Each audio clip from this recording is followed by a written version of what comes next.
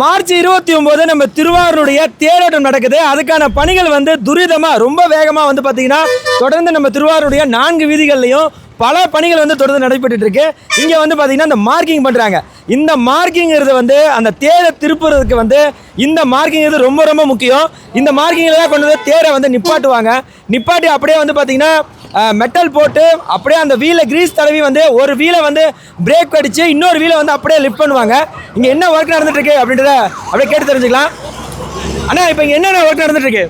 அதாவது நாளை காலையில் வர்ற கீழே வீதி ட்ரெயினிங்க்கு மார்க் பண்ணிட்டு இந்த மாதிரி எந்தெந்த இதுங்கள்லாம் வந்து மார்க் பண்ணுவாங்கண்ணே? 4 வீதிக்கும் இந்த மார்க் பண்ணுறதுனால என்னென்ன தேருக்கு என்ன மாதிரி பணிகள் நடக்கும்? மார்க் பண்ணுறதுனால மார்க் பண்ணி அந்த டேர்னிங் பிளேட்டு போடுறதுக்கு இந்த மார்க் பண்ணி ஆயத்த பண்ணி நடந்துட்டு இருக்கு. நாளை காலையில் வர்றதுக்கு இந்த இடத்துக்கு தான் தேர் கரெக்டாக வந்து பொசிஷனில் நிற்கணும். ஓகே, சென்டர் வந்து கொண்டு வந்து நிப்பாட்டுவாங்க. ஆமாம். இந்த மார்க் பண்ணுற இதில் சென்டர் வீலோட சென்டர் வந்து இங்கே நிற்கணும். இங்கே வந்து நிப்பாட்டுவாங்க. ஓகே, எத்தனை பேர் இப்போ ஒர்க் பண்ணிட்டு இருக்காங்க இதுக்காக? இப்போ ஒரு 12-13 பேர் வேலை பார்த்துட்டு இருக்கோம். இதுக்காக ஆழித்தேர் உழவார பணி சார்பாக ஒரு 44-45 பேர் தனியாக இருக்கும். இதுக்காக ஓகே, பண்றது. தேருக்கு முன்னாடி என்ன மாதிரியான பணிகள் நடைபெறும்? தேருக்கு முன்னாடி பிரேக் போடுறது, ஹைட்ராலிக் கட்டை முட்டுக்கட்டை கொண்டாந்து கொடுப்பாங்க, எல்லாமே கொடுப்பாங்க.